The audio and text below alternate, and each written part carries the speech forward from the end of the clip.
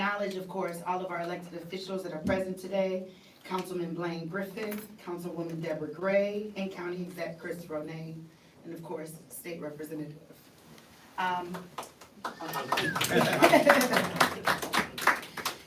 Here at the Village of Healing Center, we are blessed and honored to be able to serve the Black community every single day. We are a healthcare center committed to decreasing disparities and improving outcomes in the Black community. How do we do that? Simply by having a shared lived experience. We are different, we are strong, and we are blessed to be able to be Black providers taking care of Black patients every single day. And the reason being is for reasons like today. We know that when something comes out that affects healthcare, the first people that are going to be affected every single time is the Black community. And so the Village of Healing Center since 2022 has been committed to ensuring that our community continues to receive culturally sensitive, excellent health care. And we're able to do that through our women's health, through obstetrics, gynecology, primary care, and mental health. So again, thank you all so much for coming. We are honored that you are blessing our walls, and thank you for being here.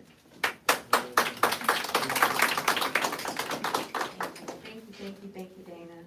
And good morning, everyone. Good morning. Good morning, everyone. Good morning. Thank you. I'm really honored to be here at the Village of Healing and so appreciative of the work that you do to advance the health of Black women and the people in this neighborhood. Thank you all for joining us for this important press conference about the devastating Affordable Care Act and Medicaid cuts headed this way. And here with me, we have people who can talk about this from every angle. Starting with County Executive Chris Romaine and David Merriman, Director of Health and Human Services for Cuyahoga County. We reached out to them to talk about this event, and when we did, there was no hesitation. That's because the County Executive and our entire county leadership truly share our commitment to a healthier and more equitable Northeast Ohio. I'd also like to recognize Dr. Arthur Lavin and his colleagues from Doctors Organized for Healthcare Solutions for being here.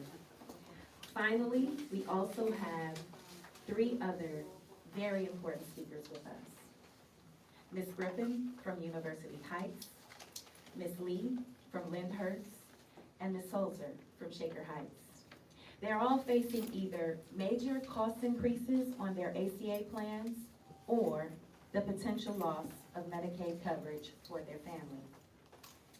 I am so thankful they could be here this morning because at the end of the day, it's not about me or our county executive, it's about the people, and the people need to be heard from.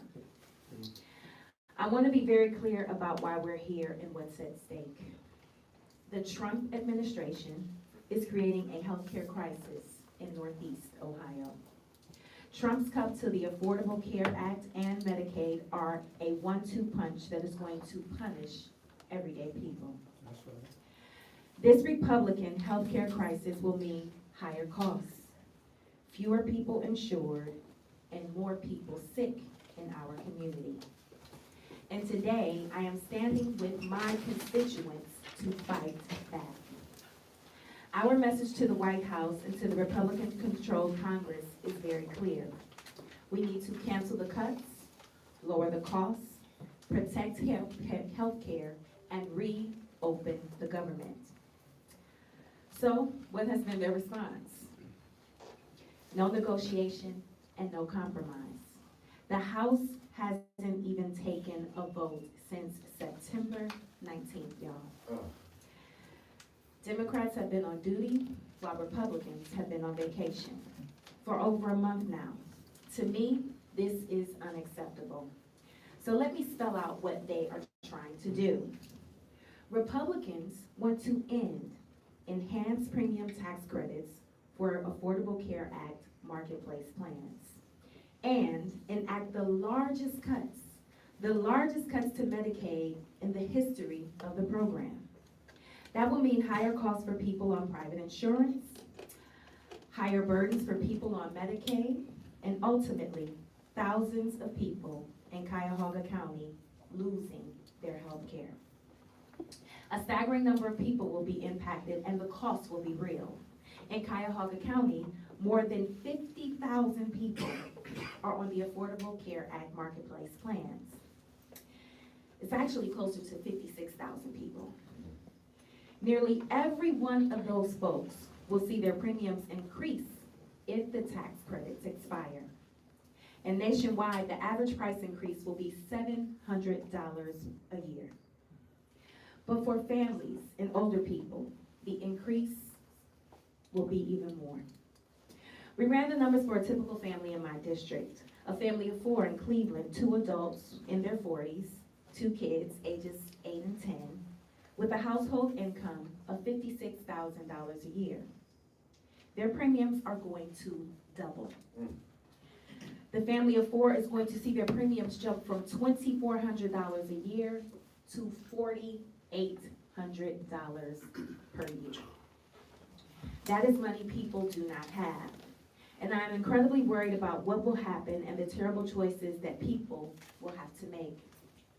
People will have to figure out how to pay rent, pay for insurance, pay the heating bill, and keep food on the table in an economy that is already entirely too expensive. And a lot of people won't be able to do that. To add insult to injury, starting next year, the Trump administration begins the $1 trillion in cuts to Medicaid, along with work requirements. Let me tell you, these work requirements are immoral, unnecessary, and wrong. And they're going to be a huge burden on people. That's right. The goal is not to encourage work, because the reality is most people on Medicaid already work. That's right. The goal is to tie people up in red tape and kick people off Medicaid, plain and simple. When the Nonpartisan Congressional Budget Office ran the numbers, they estimated that over 17 million people, 17 million Americans, could lose their health care because of this double whammy. In my district, over 43,000 people are at risk of losing their health care. Now, I know I've thrown a lot of numbers at you, but to sum it up, in Cuyahoga County, we're talking about 50,000 people paying more and 43,000 people losing coverage. That is unacceptable to me. And that's why I stand firm, 10 toes down and shoulder to shoulder with the people I represent. The time is now. We need the other side to listen to the people. It's time for them to listen to families, listen to doctors, and listen to local elected officials. It is time for President Trump to work with us to reopen the government, lower healthcare costs, and cancel these cuts before it's too late. And with that, I want to hand it off to my friend and partner, County Executive Chris Romaine.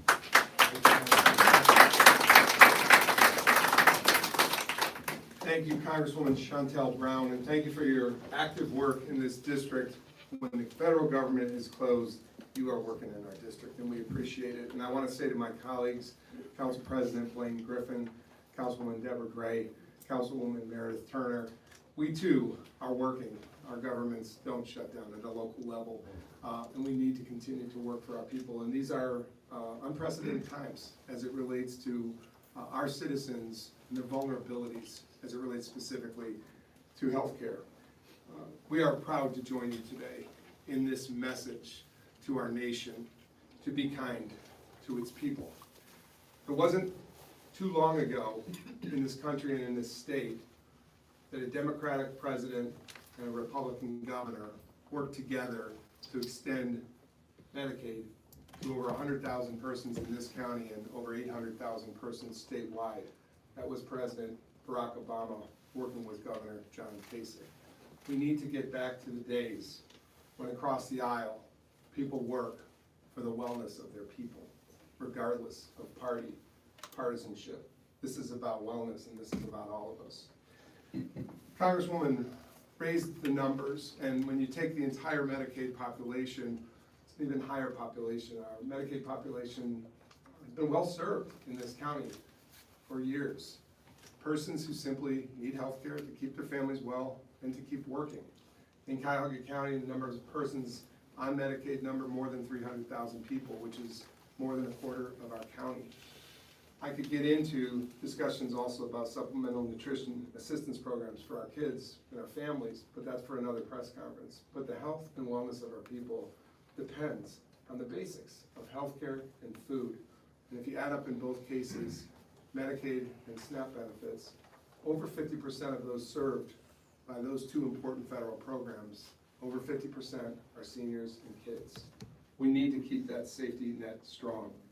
Every person, no matter their zip code, income, or background, deserves access to quality, affordable health care. In Cuyahoga County, when our neighbors can't afford to see a doctor, I want to thank the doctors that are here today, the patient advocates, the nonprofits. Thank you, Dana, for this incredible organization, the Village of Healing, for what you do to help people with medical needs, no matter their insurance coverage. But out there, when they can't afford to see a doctor, and when parents must choose between paying rent and paying for a prescription, our entire community suffers.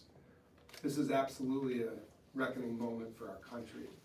No citizen should make a decision between paying rent or transportation or housing costs versus the medical needs that they have. The Affordable Care Act and Medicaid have been lifelines for thousands of families here. More than 300,000 people, as I referenced, in our county rely on Medicaid. That's approximately 1 in 4 of our county residents. We're talking again about seniors, about children, about veterans, about people living with disabilities. But today, those lifelines are being threatened by our federal government unnecessarily, with cuts to Medicaid and attacks on the Affordable Care Act, and the politicization of that very safety net. These aren't just numbers on a spreadsheet. These are people losing access to health services, to mental health services, to prenatal care, to addiction treatment and preventative care. It will lead to emergency rooms filling up because people have nowhere to go.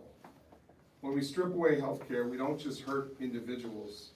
We put a strain on our hospitals. We weaken our workforce, and we drive up costs for everyone.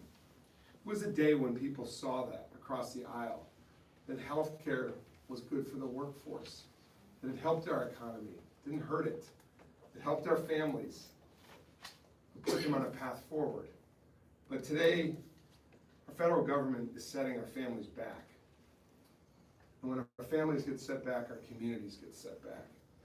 As I said in our State of the County address last week, we are not sitting on our hands. We are gearing up. I'm glad to be joined also by Kevin Gowan, Department of Job and Family Services today, again, Councilwoman Turner, and our many members of Cuyahoga County that are here gearing up to help families in need.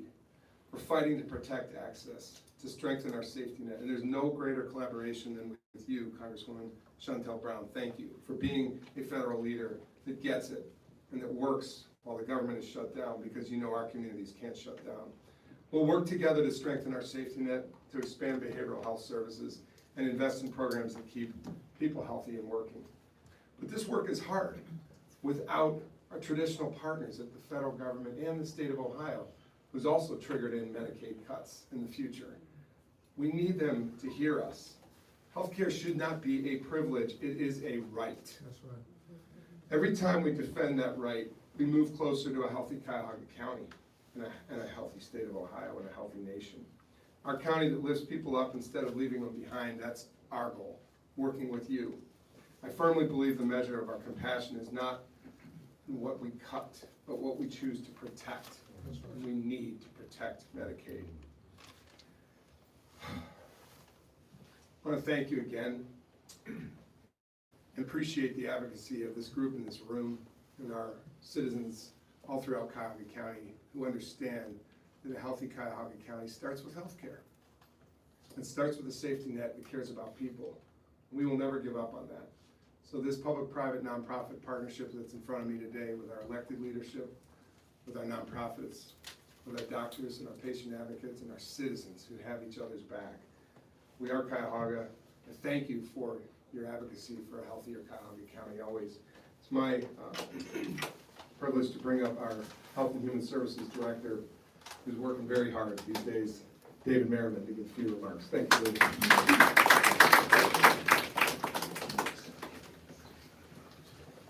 Good morning. I want to add my thanks to Congresswoman Brown for gathering us here today. I know that federal legislation is more than just words to Congresswoman Brown.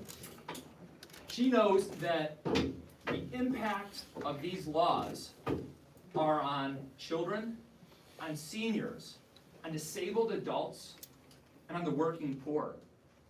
That is who we're here for today. And as we describe these programs, I'd ask you to think about that person in your life that you know occasionally needs a hand. That's who we're here talking about today.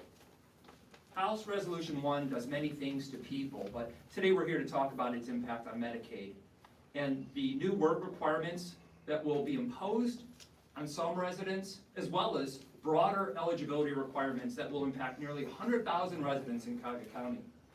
They're called work requirements, but really they're a paperwork hurdle that are put in front of families and adults who are just trying to get better. This will mean that every 6 months, residents are required to renew their paperwork just to keep their medical coverage. For those that are working or in a training program, that means they leave their job.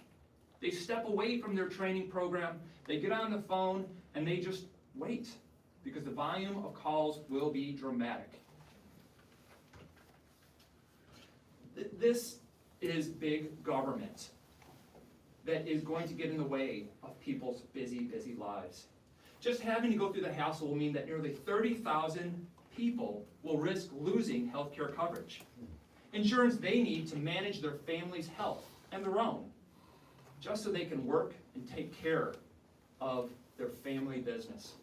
Medicaid is a work support strategy that the working poor count on. We know that, and we see that every single year. And let's also think about that 98,000 residents. These are our neighbors.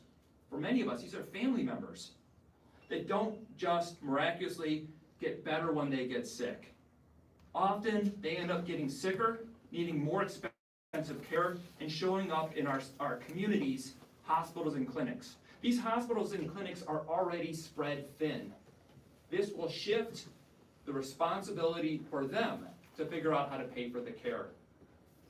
I look to my colleague, Councilwoman Meredith Turner, and County Executive Chris Ronayne.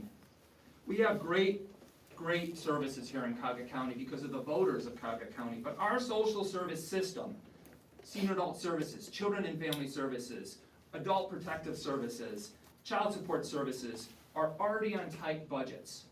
Will we make the decision to use our resources to fill the gap that will be left as these cuts are impacting or are implemented? Or will we help the homeless get housing?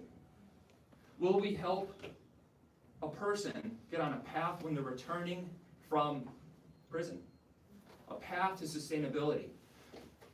Will we fill the gap that is created as federal dollars are pulled back, or will we offer high-quality universal pre-kindergarten?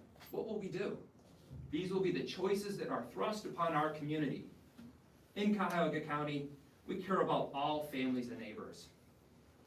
We're committed to coming together to respond to House Resolution 1 and find the best ways for us to serve and meet the needs of our friends, our neighbors, and those who have the greatest needs. Thank you very much.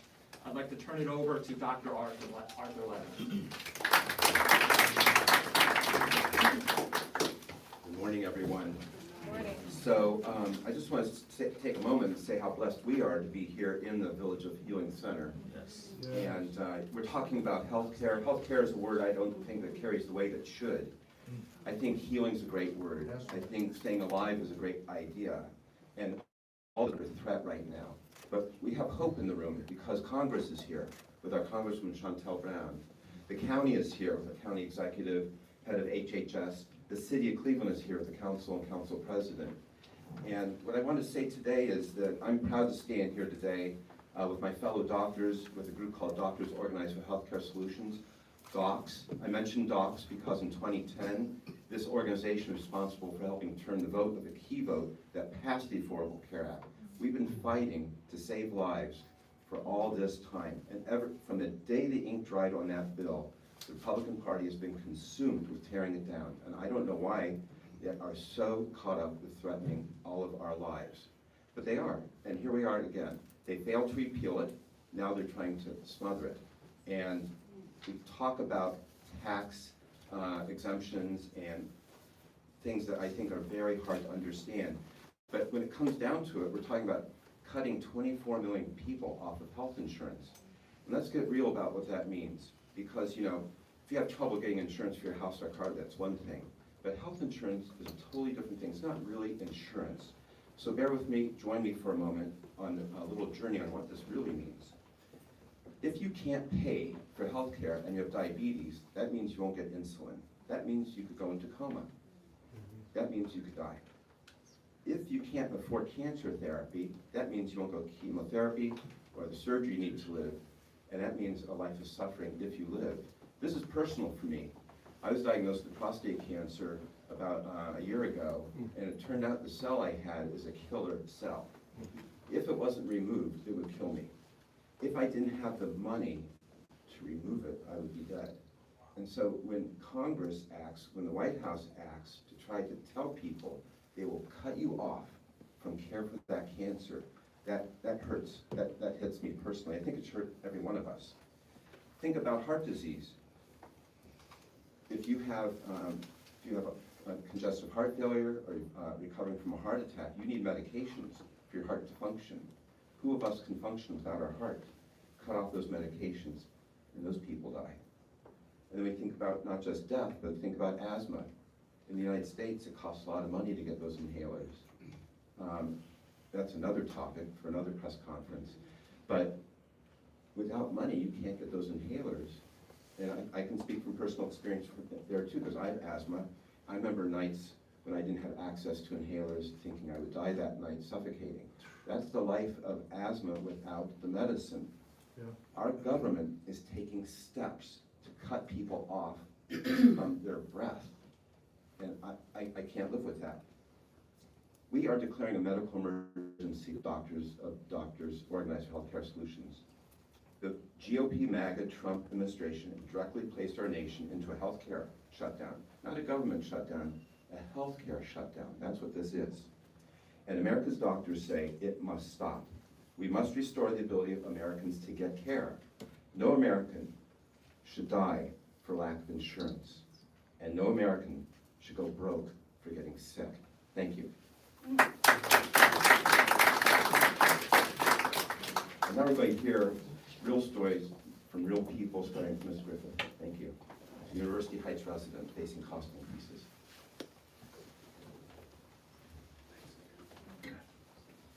Thank you for inviting me to be here, Rep. Brown. Good morning. I had to retire earlier this year, a year earlier than I was expecting to take care of an aging parent. My spouse is already retired, so couldn't get health care that way. Did COBRA for 1 month. It was exorbitantly expensive. So thankfully, we have the Affordable Care Act marketplace, and I was able to get a plan there that meets my needs. Now, with this stipend potentially going away, my rates could go from $200 something a month out of pocket to $1,200 a month out of pocket. I'm unemployed. My spouse is retired. That's a ridiculous amount of money that will greatly impact myself, my family, my ability to do what I need to do to care for my parents and so forth. Healthcare should never be a political football or a political issue. I consider myself an independent politically. But the fact is, people from all political walks of life, all political parties, all political walks of life, are on the Affordable Care Act. And as was mentioned before, there are 26 million of us that get this stipend, and I'm one person, 26 million that could be hugely impacted if these are taken away. And I hope that people will listen to the messages of how this is impacting people, and that they will think not about politics, but about people. Thank you very much. I'd like to introduce Ms. Lee.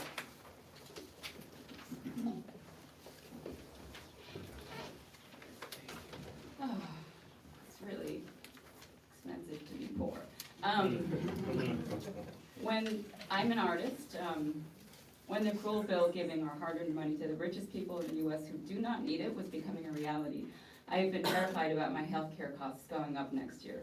Since moving to Ohio over a decade ago, I've relied on the marketplace for my health insurance. It used to be wonderful, truly affordable, with excellent coverage. As Republicans chipped away at our benefits, which should be afforded every American, I saw premiums and deductibles go up, networks shrink, and less things covered. However, it still covers a lot of life-preserving prescriptions and doctor's visits that I need. Because I know my subsidies are at risk, I've been taking on over double the work that I usually do as a self-employed individual, which is detrimental to my health.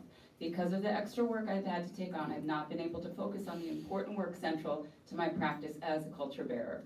I have also had to pay out of pocket for health care that sustains me through ongoing autoimmune and disabling conditions, and have resorted to leaving the country for medical care where it is more accessible, humane, civilized, and speedy.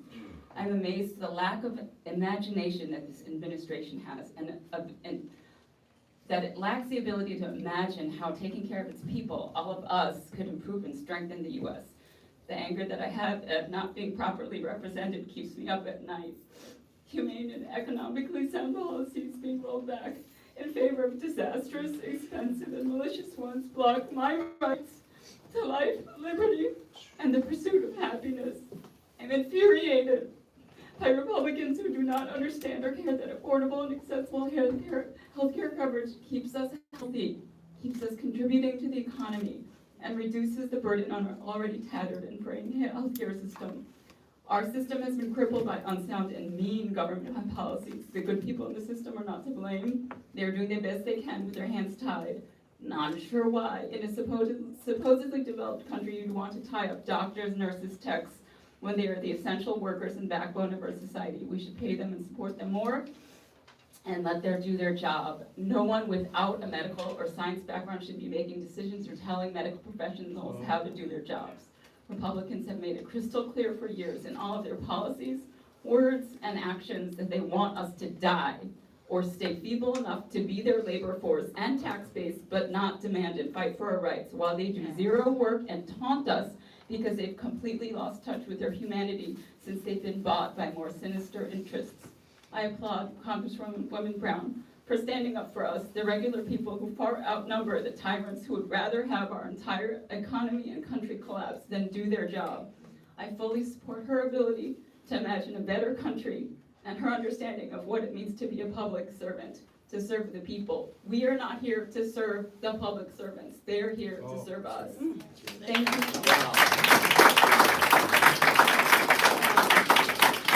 I want to introduce Lindsay Seltzer from Shaker Heights.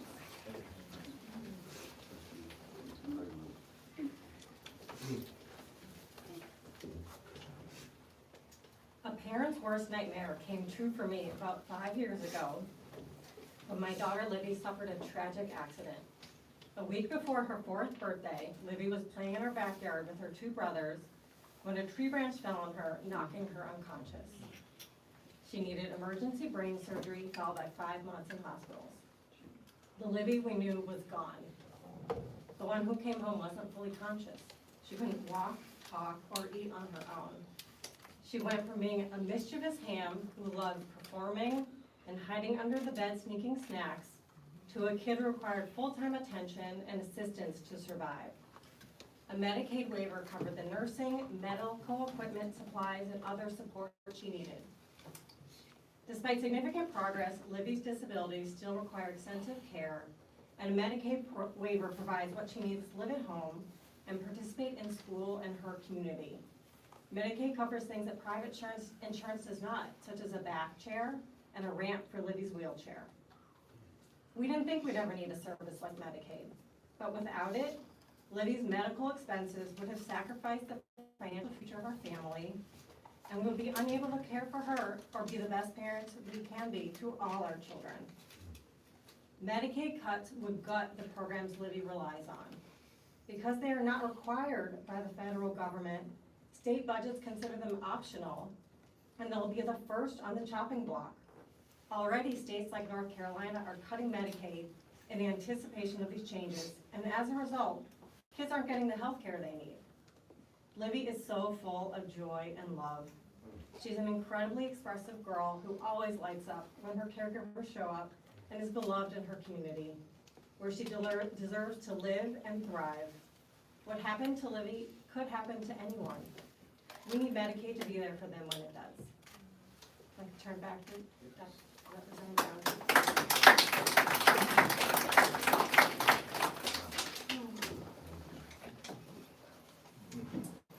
Thank you all so much for being here. And thank you especially to Ms. Griffith, Amy, Lindsay, thank you so much for sharing your stories. You just have to admire their strength and their willingness to come forward.